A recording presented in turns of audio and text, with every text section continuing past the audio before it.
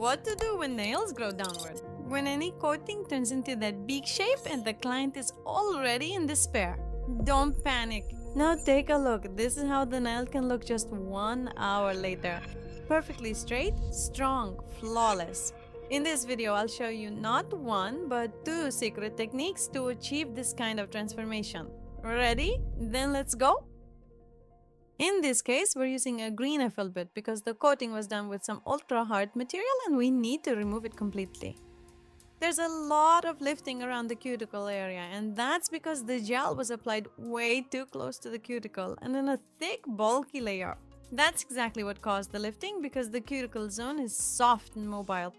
Gel either shouldn't be there at all or should be applied in the tiniest amount, definitely not like this. To be honest, I can't even remember the last time it took me this long to remove a coating. I have no idea what kind of gel this was, but it really didn't want to come off. We won't waste time here, moving straight to chemical prep.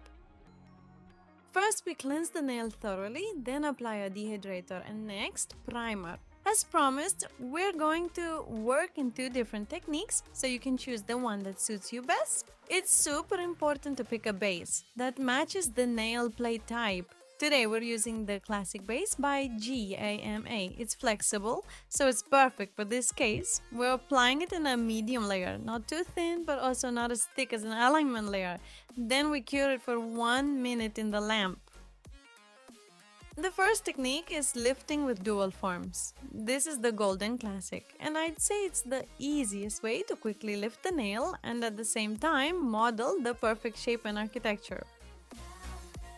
Now let's take a look from the side. The gap you see between the stick and the nail, we need to fill that space with gel so the nail ends up perfectly straight. So we apply the form and see if we can do this with this specific form model. And don't forget to double check, are the growth points fully closed? That's super important. If everything looks good, we move on to laying the gel. I really love using builder gel for this technique because you can easily fix the underside before it's fully cured. Once the gel is applied, we leave 1 to 2 millimeters bare at the beginning to avoid material flowing over the gel sidewalls. Then we press the form onto the nail at a 45-degree angle and lower it down until it fully closes the growth points. That's when we fix it with a mini UV lamp and flip the finger over. Sure, we could have shortened the natural nail completely and done full-on nail extensions, but I specifically didn't do that, so you could clearly see how strongly this nail was growing downward. We add 1 more drop of gel to smooth everything out and make filing easier, then place it into the lamp for full polymerization.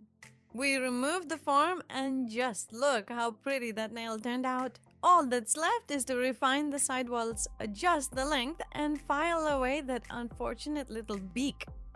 But what if you don't have dual forms or don't work with them and still need to lift the nail? Whether it's a client asking or you simply want to do it yourself, don't panic. I've got a great alternative for this situation too. First, we remove the sticky layer from the base and right away you can see how much the nail is being pulled downward by gravity. In this case, we take a bit of Acrygel, our good old bestie that saves the day in almost any situation. Before that, make sure to moisten the stick with cleanser so the gel doesn't stick to it. We place a small bit of gel right in the center of the nail and start gently tapping it in, making sure there's no ridge between the nail plate and the gel. Once it's pressed in, we grab a flat brush, moisten it as well, but not soaking wet, it should just be damp, and start dragging the gel toward the free edge with light, smooth movements from top to bottom. And right here, you can clearly see how much height we have added to the nail. Don't forget about the sidewalls, they need to be nice and secure too. If you notice the gel starting to stretch behind the bristles, just dip your brush in the cleanser again. Evened it out and now send it to the lamp to cure. After curing, the first thing we do is file the underside. For that, I'm using a small cone-shaped bit. It's not too narrow, so it won't dig into the material. The bit is set to forward move, and the speed around 20 to 25,000 RPM. By the way, before you start filing the underside, make sure to remove the sticky layer first, otherwise the bit will clog up with dust super quickly. Next, I attach a potted disc with a file to the nail drill. That's exactly how I shorten the length for a square shape. It's clean, quick, and saves me the hassle of using a hand file. We refine the lower parallel lines, but be especially careful near the growth points. The file must stay flat there so you don't damage them.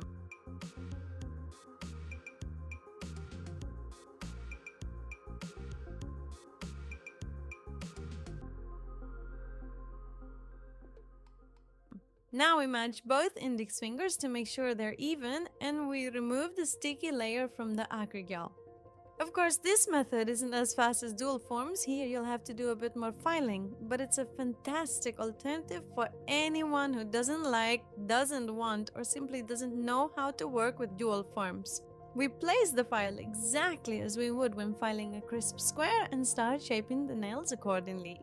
By the way, crisp square shapes are insanely popular right now. Clients ask for them more and more, and they're literally all over Instagram. So if you also want to learn how to do them in two techniques without dual forms or paper forms, you're welcome.